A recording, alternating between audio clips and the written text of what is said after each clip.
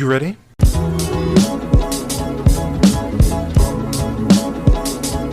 You're listening to the Real Pineapple Podcast Network.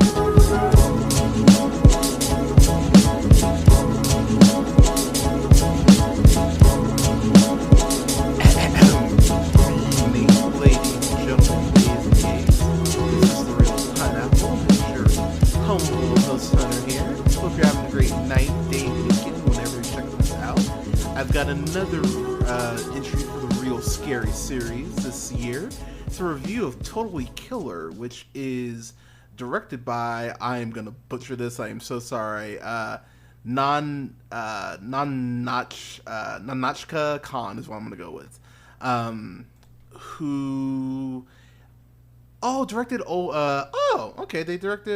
They've done some work on American Dad, directed on Fresh Off the Boat. They're an executive producer, director, and writer on Don't Trust the Bee and Apartment 23, which is a horribly underrated show.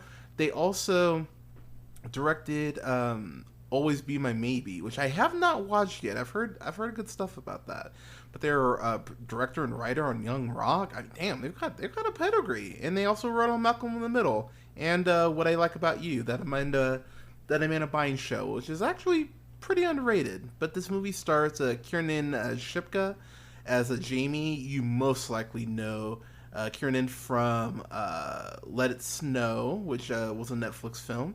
But then you also, most likely know her from Sabrina, which, if you have not seen The Chilling Adventures of Sabrina, while I'm not crazy about how it ends, she's so great in that fucking role. I know, I guess she popped back up on Riverdale a couple times, but yeah, I can't with Riverdale. but yeah, apparently she's really good on Chilling Adventures of Sabrina. And then, of course, you know her from Legend of Korra, playing Jinora, which, I could talk about Legend of Korra, but I'm gonna skip on that. But so this movie is very much Scream meets Back to the Future. Like, I would almost guarantee you that title is probably pitch, is Scream meets Back to the Future. So there is this infamous killer named the Sweet 16 Killer, and this movie goes ahead and takes place in West Virginia, if memory serves. And the film in particular, one thing I really like about it, just straight out the box, is it very much leans into the 80s aspects of the movie, but from our current point of view. Because there's stuff that Jamie experiences in here that she, at multiple points, remarks like, really? This is how the 80s was? Holy shit. Oh, wow, North Vernon's in Indiana. Wow, I'm way the fuck off.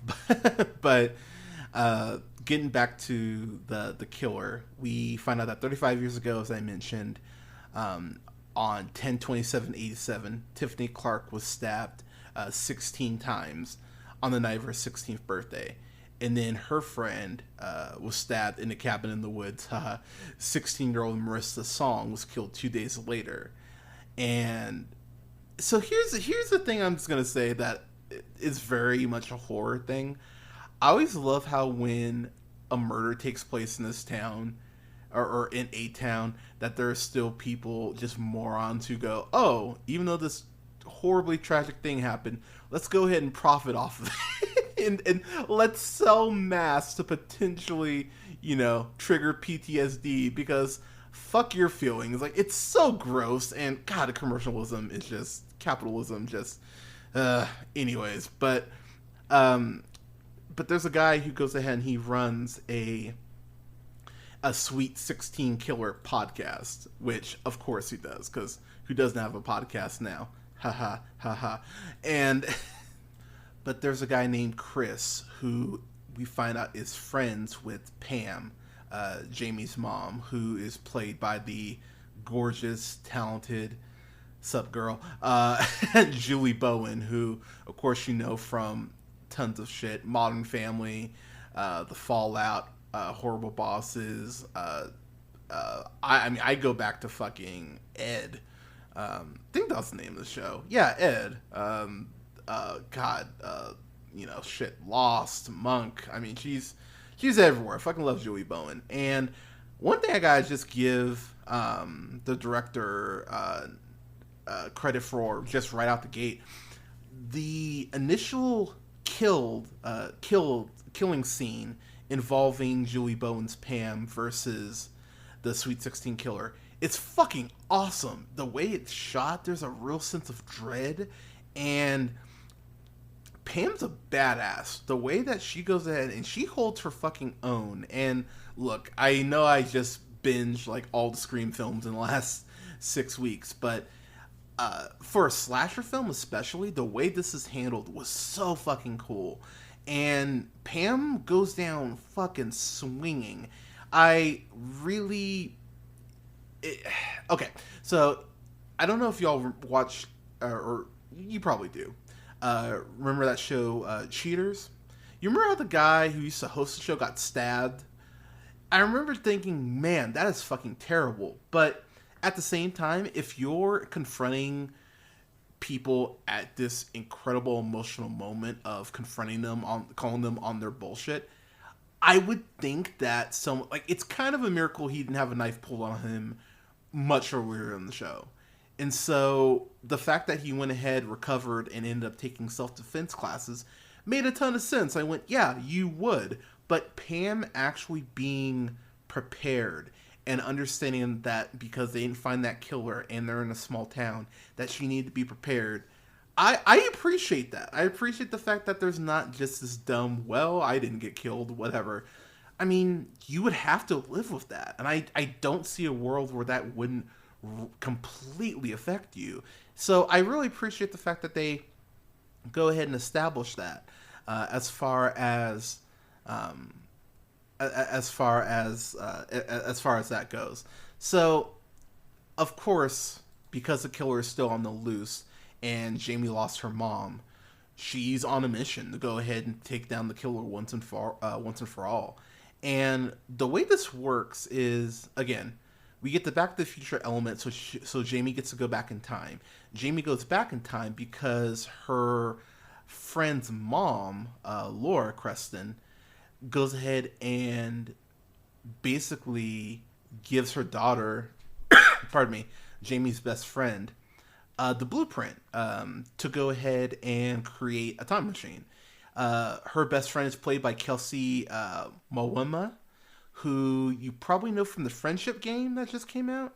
And she's actually getting started, just getting started in her career. And I will say, I'm a fan of hers already. She has an incredible, she's very quick on her feet. The way that she presents herself with dialogue. She comes across very personable, but very smart. She comes across very witty. I'm really a fan of hers already. I hope she gets to be in more stuff. But the chemistry between Shipka and Mwema, you buy that they're best friends. It gave me Booksmart vibes in that way. Like, you really do feel like they're best friends. And I know that I constantly kind of harp on this. One of my biggest tropes is just women being bitchy to each other for absolutely no reason. And it was really cool to see that not be a thing here. Yeah, there's high school bitchiness going on, but everyone kind of sucks in high school. So I was happy to see at least a reason for the bitchiness, but it being more subdued and played off in a more witty, snarky way that, again, the way most teenagers are. So Jamie goes ahead and goes back in time and teams up with Amelia's mom. Of course, she's a teenager at this point when she goes back, and she's played by Troy Lee Ann Johnson, who I didn't recognize her, but she's great. And one thing I will say about this movie that was really cool is seeing the people they got to play the teenage versions of the adult versions of the characters. I thought they all meshed really well, but the one they knocked it out of the park with on this front is Olivia Holt, who plays teen Julie Bowen. She plays teen Pam. Olivia Holt from a ton of stuff. Most likely, you know her from I think she was in Oh my gosh, why am I blanking? I'm like, from Cloak and Dagger, most likely. Which, if you've not seen Cloak and Dagger, in my opinion, ages so goddamn well, and she's so fucking cool on there. If I'm really sad that didn't get more than the 2 seasons it got. I think it only got 2, but check it out if you haven't seen Cloak and Dagger. It's on Hulu, I'm pretty sure, still. But if it's not on Hulu, it's probably a Disney Plus. But check out Cloak and Dagger. It fucking rules. Uh, but but Pam, what I really dig about this is that it gives Jamie a rare, like, I mean, no one could do this obviously, but she gets to go back and see what her mom was and who she was. Jamie and Pam, they got in this big fight because Jamie wants to go out for friends on Halloween, and Pam, understandably so, is a little paranoid about the fact that, hey, this is a night that, the Sweet 16 killer killed a bunch of people. I don't really want you just going out with one or two friends and not being protected. And so you get where Pam's coming from, even if she's being a little paranoid. But to see Jamie see who her mom was before all the paranoia and, please carry a rape whistle and all that, I really like the juxtaposition because Jamie feels she's the mom because she's trying to protect her mom as a teenager from the Sweet 16 killer and protect Pam's friends. It really works well as far as the switch that has to be made. And there are just these points where Shipka plays exasperated perfectly. Pam meets her dad in the past, and what's really funny about that is her mom even says, as a teenage version of her says, I don't want to be tied down. I just want to be kind of free and just kind of do my own thing. And so Jamie is paranoid about her mom in the past hooking up with her dad too early and just getting bored of him, and then her potentially never being born. And the way that they go ahead and play with the rules of time travel, they do a really good job, I think, of establishing everything.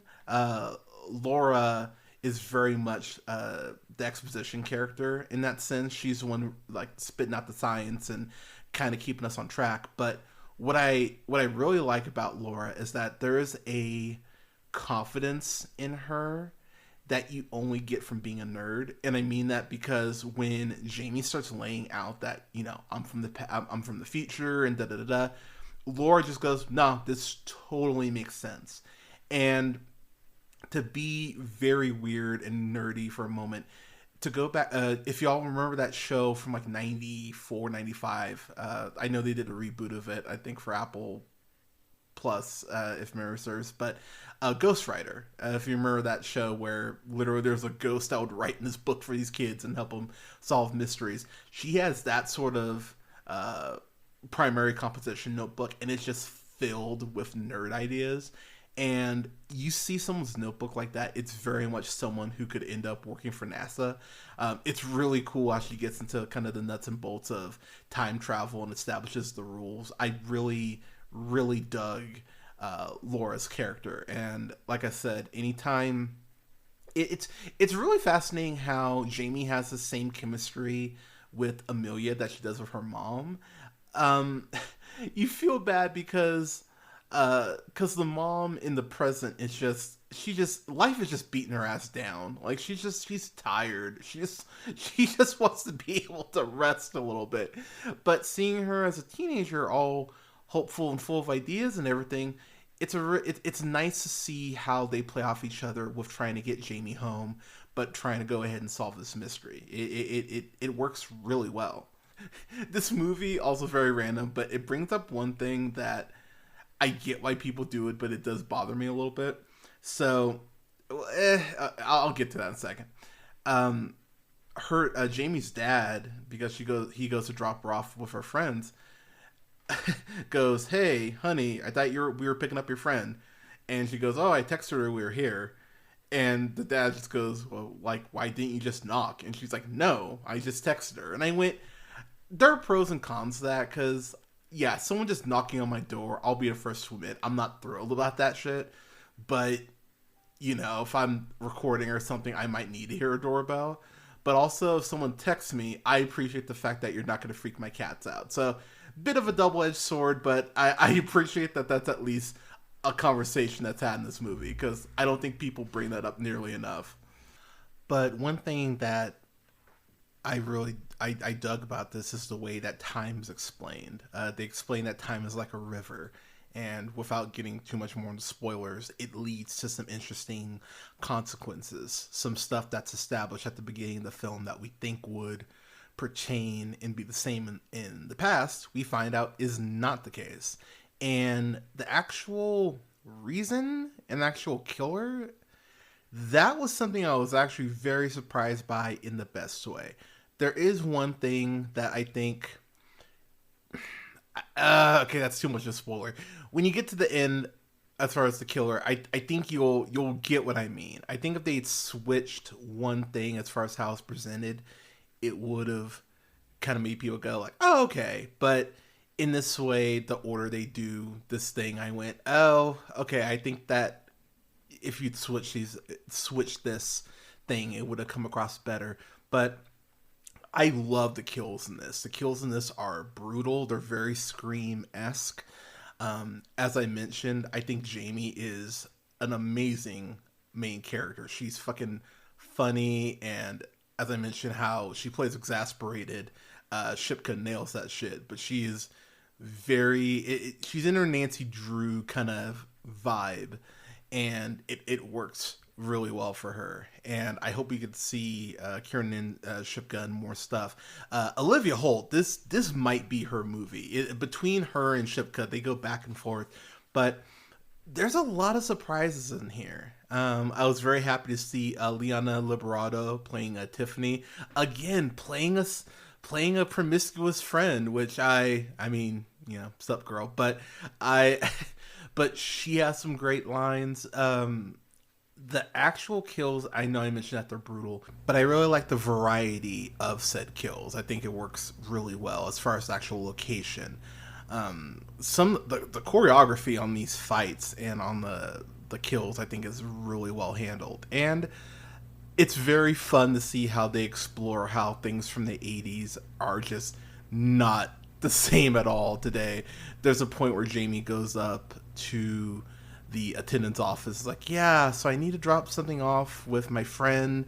We happen to be like, she's trying to make an excuse for why to get asked about this certain classroom to go to, and the secretary just gives her the information. Just goes, oh yeah, she's in this room. And you see Jamie kind of look at her like, wow, you shouldn't be giving me that personal information. But getting my final thoughts here, I think if The Wrath of Becky hadn't come out this year, because I do just like that a little more. But as I say that, this is like right there with it. They're both like, they would be a very fun companion piece. I know, Back to the Future is its own thing, but I think if you watched Becky and then Totally Killer and then The Wrath of Becky, I think that'd be an awesome girl power triple feature. I dug this a lot. Like, it's gonna be an honorable mention on my best of. I don't think it'll crack the list. But man, I had a blast with this. This will be something that I put in the Halloween rotation. And I will just say before I give my grade, that is one thing, like the real scary series. I've done it, for the last, I won't say like 4 or 5 years. But one thing that I've really appreciated about doing this film series each year is I get to discover stuff or rediscover stuff that I just haven't watched before, and it's really cool. It's really cool to be able to get more into the horror genre a little bit. So this was a blast. I had so much fun with this. This is a solid A. If you haven't checked it out, it's on Prime Video. Well worth your time. Absolute blast. Totally killer. Had so much fun with this. But Totally Killer, what did you think of it? Let us know in the comments. You can follow yours truly on the Twitter at jhunterrealpineapple. You can also follow me on TikTok at jhunterrealpineapple. Follow me on Blue Sky at realpineapple.bsky.social. Got a question for the show? Got a review request? Just want to say hi? Shoot me an email. You can email me at jhunter@therealpineapple.com. You can follow me on Letterboxd at Black Shazam. Go ahead and subscribe to us on YouTube. You can find us on YouTube at The Real Pineapple. That's, again, is REEL Pineapple. Don't forget to like, share, and subscribe. And rate the podcast. It definitely helps us out. You can find us on SoundCloud, Apple, Google Podcasts, Podbean, Stitcher, iHeartRadio, Spotify, Amazon Music, TuneUp, and Samsung Podcast at The Real Pineapple. And you can follow me on Twitch at twitch.tv/jhunterrealpineapple. I'm going to be hopping on there on the 29th, which is a Sunday, a week from tomorrow, actually. Might be a short stream for the first one, but I'm going to go ahead and talk about some of my favorite reviews that I've done this year, as far as my best of currently. Gonna talk some Halloween stuff. Might play some Alan Wake. That's gonna be a fun stream, but I'm excited to bring that to y'all. But before the end of the month, I will have a review for all the Scream films. I'm real excited to bring those to y'all, and then I'll have some thoughts on Spider-Man 2, the game. I'm playing through that right now. I'm probably gonna be playing that tonight. But got a lot of stuff coming down the pipeline for y'all. And as we get to November, I'll have a review up for Invincible Season 1. I'm going to start that this next week, leading up to Invincible Season 2, which kicks off on November 3rd. But everyone, thank you so much for listening. Stay safe out there. Take care of each other. Get your COVID booster and get your flu shot. We're heading into those winter months. Want y'all to be safe. But again, never forget, as always, to keep it real.